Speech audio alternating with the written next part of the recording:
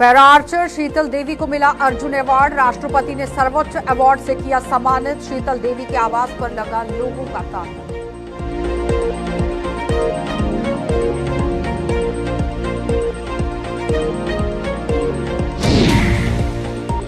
IB के पास night curfew सख्ती से नाफिज। जम्मू कश्मीर पुलिस ने कई मांगों पर लगाए नाके। यहां पर ये जो मार्ग हैं उन पर नाके लगाए गए। हर आने जाने वालों से की जा रही कड़ी पूछताछ।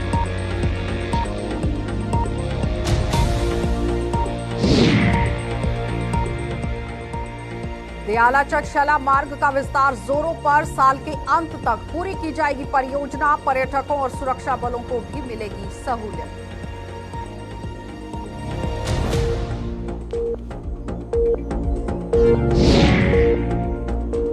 और सड़क परियोजना पर 15 महीनों से बंद पड़ा काम। दूसरा ठेकेदार भी अभी शुरू नहीं कर पाए काम। सुरनकोट और द्वारा सांगला के लोगों में बेहद रोष।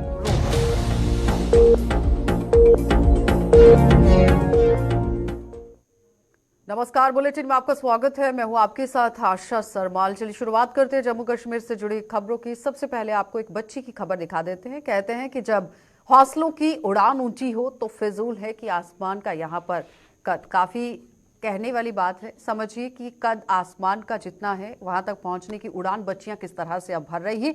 ये कहावत सटीक बैठती है जम्मू कश्मीर के किश्तवाड़ जिले के ही लोईधार गांव की निवासी पैरा आर्चर शीतल देवी पर, जिन्होंने बिना हाथों के वो कर दिखाया जो हर किसी के लिए आसान नहीं है। तो चीन से यहां हांगझाऊ में हुए एशियाई पैरा खेलों में 2 स्वर्ण और 1 रजत पदक है वो जीतकर शीतल देवी ने खेल जगत में तहलका मचा दिया था, जिन्हें आज राष्ट्रपति द्रौपदी मुर्मू ने अर्जुन अवार्ड से सम्मानित किया है। शीतल देवी की इस उपलब्धि से समूचे जम्मू कश्मीर में खुशी की लहर दौड़ गई है और उनके परिजन भी अब अपने आप में गर्व महसूस कर रहे हैं। आपको बताते चले कि बच्चियां जो है वो किसी भी फील्ड में पीछे नहीं हैं। जब हौसलों की उड़ान ऊंची हो, जब हौसला ऊंचा हो, तो समझ लीजिए कि कोई भी चीज आपके सामने टिक नहीं सकती है। ये पहले की तस्वीरें आपके सामने, फाइल शॉट आप देख रहे हैं जहां पर उन्होंने अपना करतब दिखाया, और उसके बाद दिल्ली की तस्वीर जहां पर आप देखिए अर्जुन अवार्ड के साथ इन्हें नवाजा गया है। तो फिलहाल इस वक्त किस तरह से आप देखिए जिला किश्तवाड़ के अंदर ये पूरी तस्वीर जो है वो देखने को मिल रही होगी, क्योंकि शीतल देवी ने पूरे जिला किश्तवाड़ का नाम रोशन किया है। पैरा आर्चर शीतल देवी को किस तरह से अवार्ड मिला है ये काबिल तारीफ है, क्योंकि आज राष्ट्रपति द्रौपदी मुर्मू ने अर्जुन अवार्ड से इन्हें नवाजा है। तो बच्चियां कहीं पर भी पीछे नहीं है। बच्चियां किस तरह से हौसलों की उड़ान भर रही है वो आपके सामने। अजय शाह ने हमारे साथ ज्वाइन किया है। अजय, इस वक्त आप देख रहे हैं कि नाम रोशन तो बच्चियां कर ही रही हैं, लेकिन शीतल देवी ने उसके साथ साथ अपने जिले का नाम, जम्मू कश्मीर राज्य का नाम, केंद्र शासित प्रदेश का नाम भी रोशन किया है। किस तरह से वहां पर लोगों का हुजूम है, तांता इस वक्त उमड़ा हुआ है? अच्छा, देखिए, ये जो लोईधार इलाका है ये छात्रों से सब डिवीजन में पड़ता है। किश्तवाड़ डिस्ट्रिक्ट हेडक्वार्टर से भी करीब 25 किलोमीटर की दूरी पर पहाड़ी पर है। आप देख सकते हैं यहाँ पर चंद मिनटों के लिए दिन को धूप पड़ती है और पूरा ग्रामीण क्षेत्र है। जो हालत यहाँ पर है, बुनियादी सुविधाएं नहीं है, लेकिन इसके बावजूद यहाँ की एक बच्ची जो है, जो 17 वर्ष की है, यहाँ से निकल के विश्व में अपना नाम कमाती है, अपने परिवार का नाम रोशन करती है, इलाके का नाम रोशन करती है। और सबसे बड़ी बात कि उसकी दोनों बाजुएं नहीं थी। जो भी उसने बचपन से काम किया है अपने पाँव से किया है, और आज परिणाम ये है कि जम्मू कश्मीर का पहला अर्जुन अवार्ड जीतने वाली शीतल है, और दुनिया की पहली महिला आर्चर जो है वो शीतल इस गांव की है। हमारे साथ उनके माता पिता हैं। हालांकि वो हिंदी उर्दू उतना नहीं बोल सकते, लेकिन जो किश्तवाड़ी भाषा में उन्होंने अपना भाव प्रकट किया है तो वो काफी कहीं ना कहीं इमोशनल है। हमारे साथ पूरा परिवार यहाँ पर है, शिक्षक उनके जो रहे हैं, जो मोहल्ले वाले हैं, सब यहाँ पर मौजूद हैं और अपनी तरह से जश्न मना रहे हैं।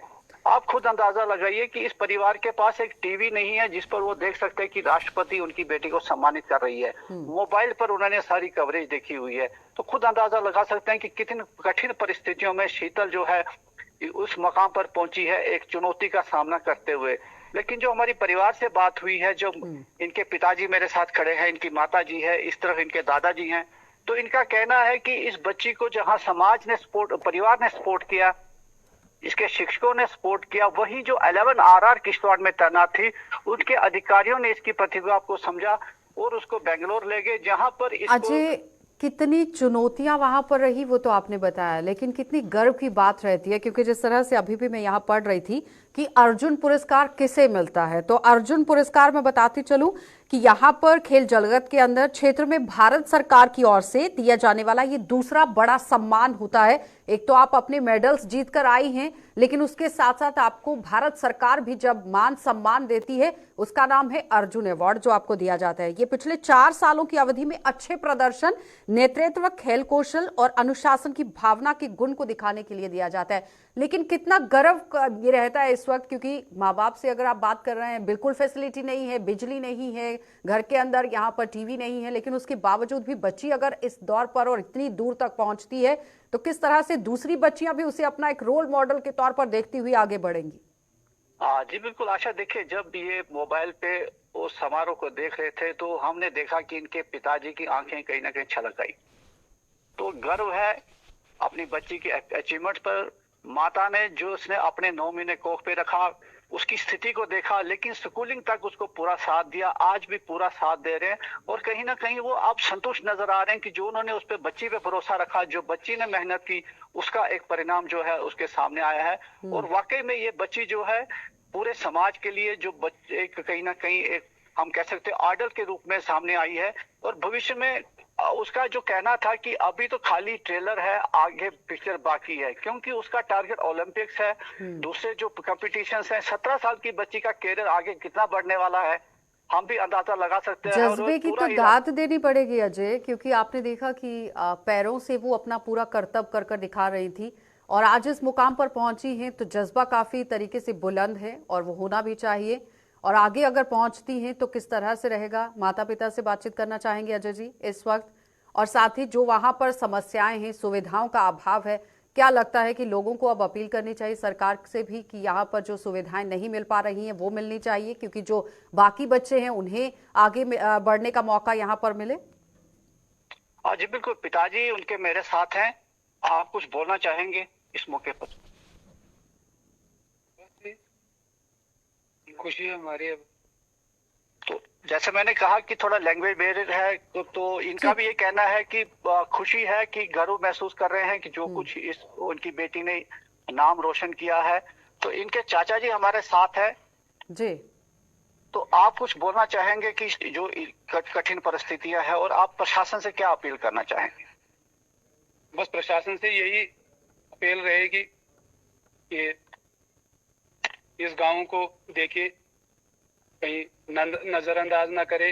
जो भी किसी भी चीज की जरूरत होगी तो इस परिवार को भी ध्यान में रखे और इस गांव को भी ध्यान में रखे। तो आशा, देखिए हमारी प्रशासन से अभी एसडीएम छात्रों यहाँ पर पहुंचे हुए थे, हमने ये सवाल उनसे भी पूछा था कि क्या कुछ करने जा रही है सरकार। तो उन्होंने कुछ बातें जरूर कही हैं, लेकिन क्या कुछ ग्राउंड पे रिफ्लेक्ट होगा वो देखने वाली बात होगी, क्योंकि सबकी नजरें अब हैं तो लोहीदार गांव पर हैं कि जो बच्ची यहाँ से निकली है उसने दूसरों के लिए कहीं ना कहीं रास्ते खोल दिए हैं। उनका जो टैलेंट छुपा हुआ है, बेशक वो कहीं ना कहीं शारीरिक रूप से कमजोर होंगे, लेकिन जो उनमें प्रतिभा है उसको उजागर करने की जरूरत है, और उसमें कहीं ना कहीं व्यवस्था जो सरकार की है वो अहम रोल निभाएगी। अजय, जब आपके हौसले बुलंद होते हैं तो आपका शरीर आपके साथ दे या ना दे, आप तभी जीत जाते हैं, और उसकी जीती जागती मिसाल शीतल देवी है। बहुत बहुत धन्यवाद अजय जुड़ने के लिए। तो फिलहाल आपने देखा कि शीतल देवी को आज अर्जुन अवार्ड से यहाँ पर सम्मानित किया गया है, तो जाहिर तौर पर जिला किश्तवाड़ के लिए ये एक गर्व की बात है, क्योंकि बच्ची ने नाम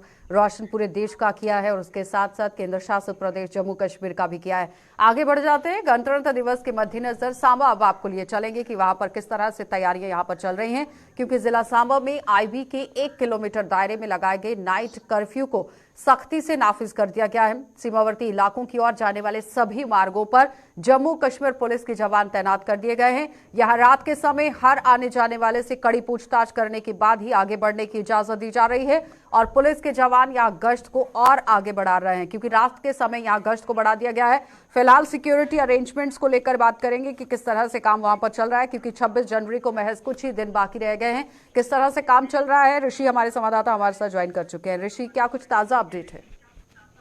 देखिए, बिल्कुल आपको बता दें कि 26 जनवरी को मात्र कुछ दिन बचे हुए हैं और उसी को लेकर यहाँ पर सिक्योरिटी सिनेरियो को पुख्ता किया गया है। अंतर्राष्ट्रीय सीमा के हवाले से बात करें तो अंतर्राष्ट्रीय सीमा के 1 किलोमीटर के स्ट्रिप पे जो है नाइट कर्फ्यू इंपोज किया गया है और उसकी इंप्लीमेंटेशन जो है वो सिक्योरिटी फोर्सेस के जवान साफ तौर पर जो वो करते नजर आ रहे हैं। आपको बताना चाहते हैं कि इस समय धुंध कोहरा एक बड़ा चैलेंज बना हुआ है और धुंध कोहरे की आड़ में जो आतंकी घुसपैठ है उसके चांसेस बढ़ जाते हैं। आतंकी घुसपैठ के प्रयास जो वो पाकिस्तान करता है और उसी को लेकर यहाँ पर बीएसएफ लगातार अपनी पेट्रोलिंग को पहले ही बढ़ा चुकी है अंतर्राष्ट्रीय सीमा पर तारबंदी के पार। उसी के साथ साथ अगर इंटरनेशनल बॉर्डर के साथ सटे इलाकों की बात करें तो वहां पर जम्मू कश्मीर पुलिस के जवानों ने, एसओजी के जवानों ने मोर्चा संभाला हुआ है, वो भी लगातार पेट्रोलिंग कर रहे हैं, संदिग्ध इलाकों को खंगाल रहे हैं, कहीं कोई ड्रोन के माध्यम से हथियारों की खेप या नशे की खेप ना आ जाए।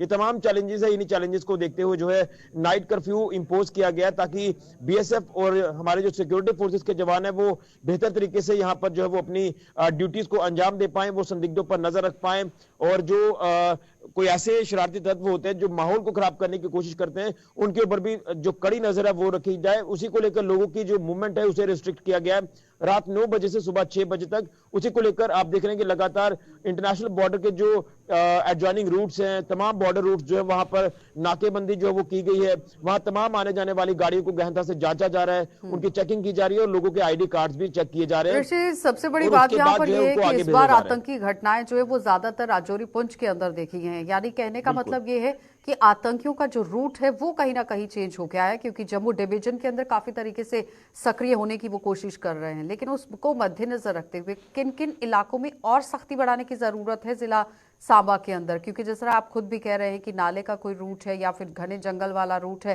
किस तरह से वहां पर भी चल रहा है काम?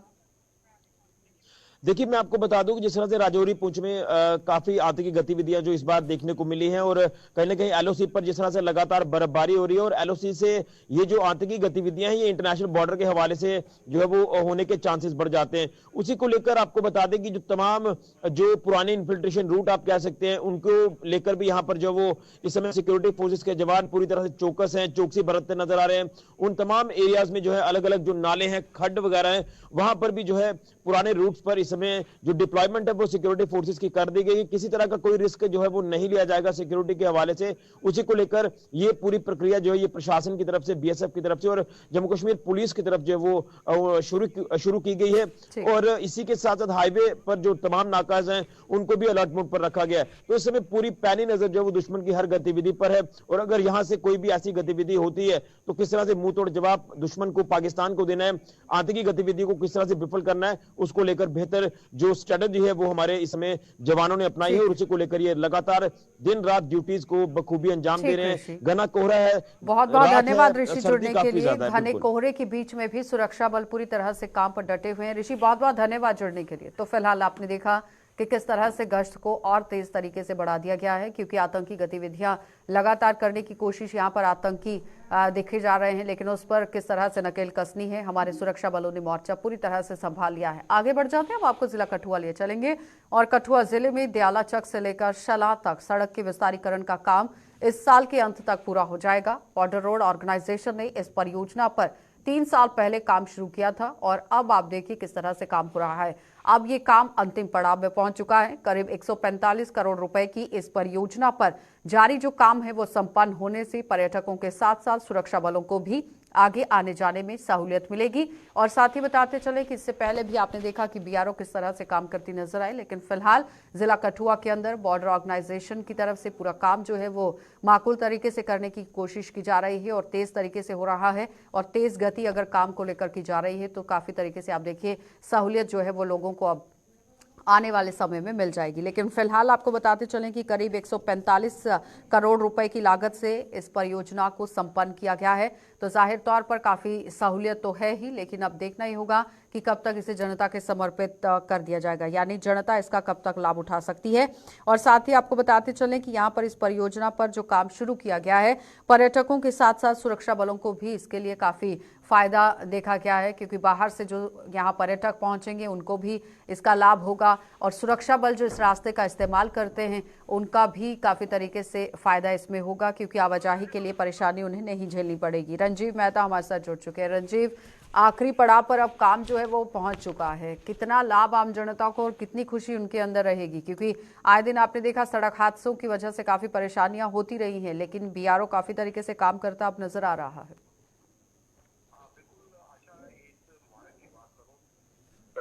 छला मार्ग जो है, जो 25.5 किलोमीटर का ये स्ट्रेच है, इससे जम्मू कश्मीर की जो लाइफ लाइन है, जो जम्मू पठानकोट या जम्मू से पठानकोट से लेकर जो श्रीनगर तक का नेशनल हाईवे है 44, इसके ऊपर काफी दबाव कम होगा, क्योंकि इसका ये एक वैकल्पिक मार्ग के रूप में ये तैयार किया जा रहा है। पहले ये सिंगल रोड था, काफी कम गाड़ियां इस पे से जाती थी, और यहाँ पर इस मार्ग तो हर साल में बरसात के दिनों में कई बार अचानक से बंद हो जाता था पत्तियां गिरने से, क्योंकि मेंटेनेंस इसकी इतनी सही नहीं थी।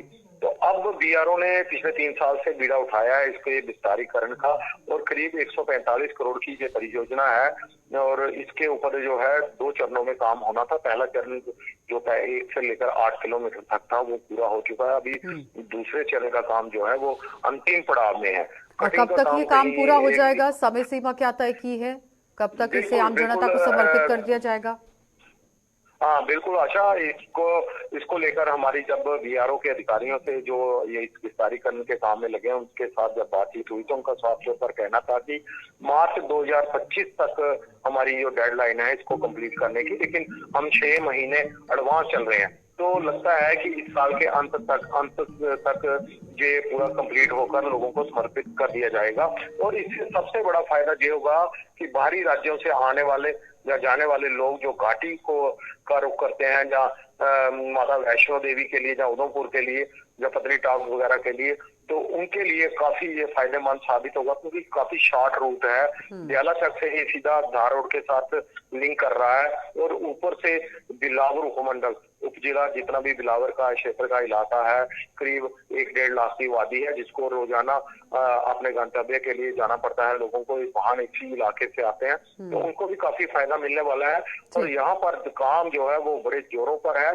आने वाले दिनों में पर्यटकों के साथ साथ बीआरओ जो रोड बना रहा है, सेना को भी काफी लाभ मिलने वाला है, क्योंकि सुरक्षा की दृष्टि से भी ये काफी बहुत बहुत धन्यवाद रंजीत जुड़ने के लिए। तो फिलहाल आपको बताते चलें कि जो लोग सीधा कश्मीर जाना चाहते हैं, सुरक्षा बल भी आप देखिए इस रास्ते का इस्तेमाल कर सकते हैं, और उस बीच में यहाँ पर आपको जम्मू नहीं आना है, डाइवर्शन आपको लेनी है, लेकिन काफी तरीके से सहूलियत आने वाले समय में यहाँ पर मिल सकती है। आगे बढ़ जाते हैं, अब आपको सुरनकोट लिए चलेंगे, और सुरनकोट को पंचायत द्वारा सांगला तक बनने वाली यहाँ पर सड़क का काम पिछले 15 महीनों से बंद पड़ा हुआ है। हाल ही में ये काम किसी दूसरे वाले कॉन्ट्रैक्टर को अलॉट किया गया था, लेकिन वो भी इस परियोजना को अभी तक शुरू नहीं कर पाया है। इस परियोजना के अधर में लटकने से लोगों में बेहद रोष देखा जा रहा है। आखिर ये पूरा मामला क्या है, किस वजह से अधर में ये काम लटका हुआ है, इस पर अब संशय बना हुआ है, सवालिया निशान लगे हुए हैं कि आखिर क्या वजह है, क्यों अभी तक ये काम नहीं हो पाया है। कई तरह के सवालिया निशान आम लोगों के जहन में भी उठ रहे हैं, क्योंकि सरकार की तरफ से जो एक बड़ा दावा जरूर पेश किया जाता है कि दूरदराज के इलाकों के अंदर सड़क की सुविधाएं आम जनता को फराहम की जा रही हैं, लेकिन इस तस्वीर में आप साफ देख सकते हैं कि किस तरह से सड़क की जो सुविधा है वो सुरनकोट के लोगों को फराहम की गई है। आपको जरा यहाँ का इलाका बता देते हैं, बताते चले कि सुरनकोट को ये पंचायत दारा सांगला तक बनने वाली सड़क मार्ग है, यानी कि सुरनकोट पंचायत का ये इलाका है, लेकिन आखिर क्यों वंचित रह गया है, ये बड़ा सवाल है। आकाश मलिक ने हमारे साथ ज्वाइन किया। आकाश, क्यों वंचित रह गया है अभी तक ये? जी ऐसा मैं आपको बताता चलूं, ये 15 महीने से ये रोड जो बंद है, लेकिन डिप्टी कमिश्नर से लेकर एडब्ल्यू से लेकर तमाम डिपार्टमेंट को कई बार लोगों की तरफ से गुहार लगाई गई, लेकिन अभी तक जो है 2 बार इसका टेंडर हुआ। एक बार जब टेंडर हुआ तो टेंडर रिफ्रेश हो गया, क्योंकि लो रेट पे जो कॉन्ट्रैक्टर ने टेंडर डाला काम नहीं किया, तो डिपार्टमेंट ने टेंडर दोबारा लगाया। आज 15 दिन से इस टेंडर को जिस कॉन्ट्रैक्टर ने निकाला है और काम शुरू नहीं कर रहा। 15 महीने से सड़क बंद है, लोग काफी परेशान है। लोगों ने मांग किया है कि इस कॉन्ट्रैक्टर को तो या ब्लैकलिस्ट किया जाए, तो या इस काम को जल्द से जल्द शुरू किया जाए। और किसी से कोई बातचीत हुई है कि कब तक इस पर अमल कर दिया जाएगा? हाँ, इसी डिपार्टमेंट के एक्शन पीडब्ल्यूडी डिपार्टमेंट के एक्शन से अभी बात हुई है। उनका कहना है कि मतलब जो कॉन्ट्रैक्टर है उसको बता दिया गया आने वाले 1 या 2-3 दिन में ये काम शुरू हो जाएगा। अगर वो काम कॉन्ट्रैक्टर नहीं करता तो डिपार्टमेंट की तरफ से उसके खिलाफ बड़ा एक्शन किया जाएगा। ठीक है आकाश, बहुत बहुत धन्यवाद जुड़ने के लिए। तो इस वक्त आप देख रहे थे कि किस तरह से इस रास्ते का निर्माण नहीं हो पाया है। पिछले 15 महीने से ये काम अधर में लटका हुआ है, जिस पर ध्यान देने की जरूरत है। आगे बढ़ जाते हैं, अब आपको जिला डोडा लिए चलेंगे और डोडा में तेंदुए का आतंक किस तरह से देखने को मिल रहा है वो दिखा देते हैं, क्योंकि पहाड़ी इलाका है और दूर दराज के इलाकों के अंदर यहाँ पर सर्दी के मौसम में, ठंड में किस तरह से तेंदुए जो हैं वो आतंक मचाए हुए हैं। डोडा के नालवा इलाके में जंगलों से यहाँ पर आए हुए तेंदुए अब लोगों के घरों में घुसने शुरू हो गए हैं और नालवा में तेंदुए के हमले से एक शख्स की कुछ समय पहले मौत भी हो गई थी और अब दोबारा से ये तेंदुआ यहां पर पहुंचने की वजह से देखिए किस तरह से देखा गया है, यानी कि रिहायशी इलाकों के अंदर ये तेंदुए जो है वो रुक कर रहे हैं और देखिए किस तरह से उसने पूरा आतंक यहां मचाया हुआ है। खौफ की लहर दो लोगों के अंदर दौड़ गई है। वन्य जीव संरक्षण विभाग भी तेंदुए को पकड़ने में कामयाब अभी तक नहीं हो पाया है, जिससे लोगों को अपनी और परिवारों को भी किस तरह से जो दहशत में डालता नजर आया। लेकिन फिलहाल बताते चले कि लोग अपनी और अपने परिवारों की जानों को बचाने के लिए अब चिंतित नजर आ रहे हैं कि किस तरह से काम होगा, क्योंकि वन विभाग को इस पर ध्यान देने की जरूरत है और वन्य जीव संरक्षण विभाग किस तरह से काम कर रहा है वो आपके सामने क्योंकि सवालिया निशान लग रहे हैं। वसीम गत्तू ने हमारे साथ ज्वाइन किया है। वसीम, क्या कुछ काम चल रहा है वहां पर, क्योंकि जो जंगली जानवर है उनका आतंक दिन ब दिन बढ़ता चला जा रहा है? देखिए, लगातार डोडा टाउन के अंदर भी इस तरह की तस्वीरें हमें देखने को मिलती है। हमारे जो कुछ म्युनिसिपल काउंसिल के वार्ड है वहां पे भी लेपर्ड देखा गया और जो हमारा दूर दराज का इलाका है, देखिए डोडा हेडक्वार्टर से लगभग 3 किलोमीटर की दूरी पे ये नालवा का इलाका पड़ता है और ये कल का विजुअल हम दिखा रहे हैं आपको कि कल देर रात वहां पे इस तरह की खबर हमें मिली कि एक लेपर्ड घर के अंदर घुसा है। ये लगभग एक ही लेपर्ड नहीं है, लगभग 2 से 3 लेपर्ड है और काफी ज्यादा नुकसान इस इलाके के अंदर लोगों को झेलना पड़ रहा है। और आपको बताना चाहूंगा, कल देर रात भी मीडिया के सामने और सरकार से, एडमिनिस्ट्रेशन से अपील की कि लगातार हम मीडिया के सामने भी आ रहे हैं और कोई भी बीच का रास्ता नहीं ढूंढा जा रहा है।